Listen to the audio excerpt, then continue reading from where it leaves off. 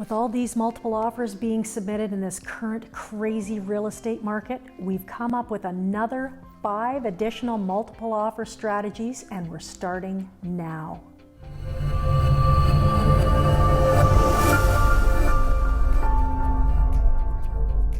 Hi, I'm Lisa Salt with Vernon Salt Fowler, and please make sure you subscribe to our channel here as we're posting new videos every single week. We made our first video called Multiple Offers on a House, 8 tips on how to win. However, since then, we've come up with 5 more tips and wanted to share those with you right now. Multiple offers aren't for the faint of heart at any time. However, this market, right now, buyers can certainly use all the help they can get. Tip number 9, insurance. If you remember, tip number 1 was making your offer as clean and uncluttered as possible. We talked about decreasing the number of subjects as best as you can by not including subject to a property disclosure statement or subject to a title search. Well, how about the insurance clause? This is another common clause and a necessary clause, as if you're getting a mortgage, the mortgage lender won't release funds unless you have insurance in place. It's one of those things that's easy to find out if you can get insurance on the property in advance. Just make the phone call and ask the question. Ask the insurance company if they will give you insurance on this particular house, and if they will, then you don't have to include that insurance clause. The insurance company won't bind your coverage more than 30 days out anyways, so all you're really doing with that subject in most cases, unless you're buying the house in less than 30 days, is asking the insurance company if they will sell you the insurance at some point in the future. And that is something that can be done prior to the offer, and then you don't have to put in subject to insurance. Tip number 10, home inspection. Most people want to have a home inspection on a home, and we always recommend it. However, one thing that you can do is you can have that home inspection done in advance. I realize there's not always the amount of time necessary to do so. However, if you were able to get a home inspection in advance and not include subject to a home inspection in your offer, it will make your offer stronger. So if it's possible to do the home inspection in advance, do it. Tip number 11, keep it short. I realize that most people aren't able and shouldn't write offers that have no subjects. If you're one of those people who absolutely needs financing or home inspection or legal advice or whatever it happens to be, keep your dates short.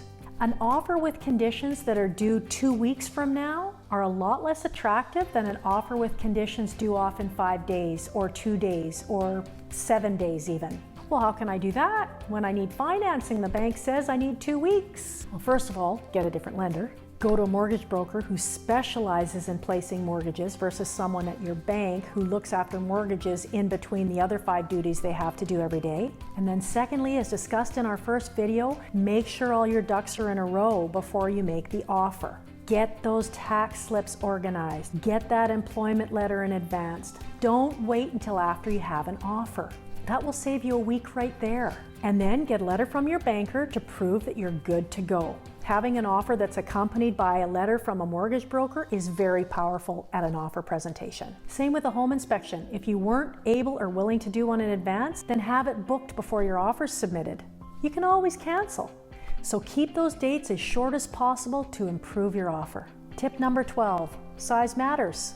Again, we talked about your offer price being super important and the big deposit being also important. However, we didn't talk about your down payment. Why not add to your financing clause how big your down payment is? I mean, if it's substantial. Telling the seller how much money you have in your jeans to make this deal happen can give that seller confidence that you can actually buy this house. All other things being equal, if one buyer has a subject to financing, and that's all it says, and your offer states subject to financing with a $200,000 down payment on a $400,000 house, that could be what steals the deal for you.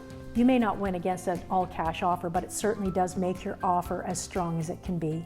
Tip number 12, be available. We talked about writing a letter, doing a video to humanize yourself for the seller, make them like you. Well, that's a great idea and something that still should be done. If you're in town and your realtor is allowed to present their offer in person, go with them. Be there in the driveway, waiting to make a quick decision. Hey, Mr. and Mrs. Seller, my buyer's out there in the car, so if you counter my offer, they're waiting to respond.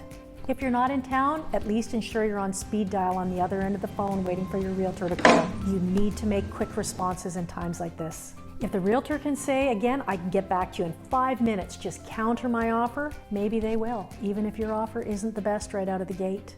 Now you have a total of lucky 13 tips to win that multiple offer. And please, whatever you do, don't forget to have an experienced realtor on your side. Someone who knows how to play this game, because experience will give you your best chance of winning that next multiple offer. I can't stress enough how important this is. Now, if you're ready to get experience on your side, please give RE/MAX Vernon Salt Fowler a call. We have well over 100 years of combined real estate experience, and we can help guide you to the finish line in your multiple offer journey.